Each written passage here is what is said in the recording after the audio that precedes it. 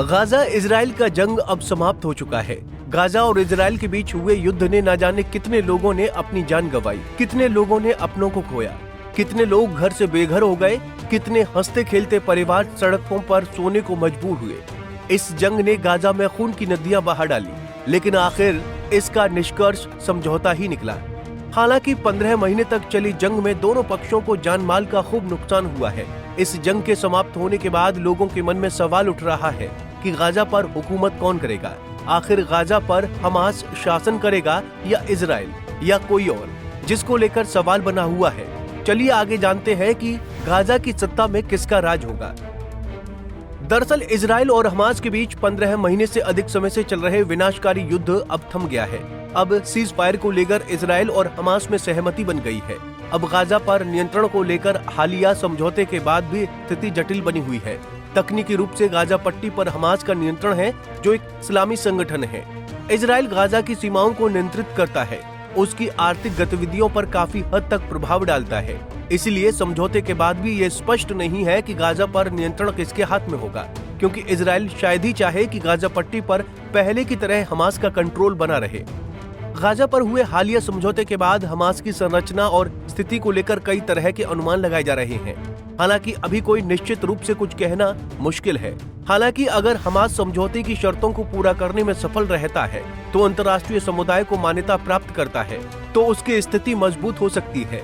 अगर हमास समझौते का उल्लंघन करता है या अंतर्राष्ट्रीय दबावों के आगे झुक जाता है, तो इसकी स्थिति कमजोर हो सकती है। समझौते के बाद हमास के भीतर आंतरिक मतभेद बढ़ सकते हैं। कुछ लोग समझौते को स्वीकार कर सकते हैं, जबकि अन्य विरोध कर सकते हैं। इजराइल का हमास के प्रति रवैया भी हमास की स्थिति को प्रभावित करेगा। अगर इजराइल हमास को एक वैध राजनीतिक संगठन के रूप में मान्यता देता है, तो हमास की स्थिति में सुधार हो सकता है। हमास ने 7 अक्टूबर 2023 को इजराइल पर हमला किया था, जिसमें करीब 1200 लोग मारे गए और 251 लोगों को बंधक बनाकर वापस गाजा ले जाया गया। इसके बाद यहूदी राष्ट्र ने हमास के कब्जे वाले गाजा पट्टी पर हमले शुरू कर दिए। गाजा में हमास द्वारा संचालित स्वास्थ्य मंत्रालय के अनुसार शनिवार तक लगभग 46,899 फिलिस्तीनी मारे जा चुके हैं तथा कम से कम 1,10,725 घायल हुए हैं। इजराइल हमास समझौता 15 महीने के युद्ध के बाद हुआ है, जिसने गाजा पट्टी के अधिकांश हिस्से को खत्म कर दिया। 40,000 से अधिक फिलिस्तीनियों की जान गई और लाखों लोगों को अपना घर छोड़ कहीं और जाना पड़ा।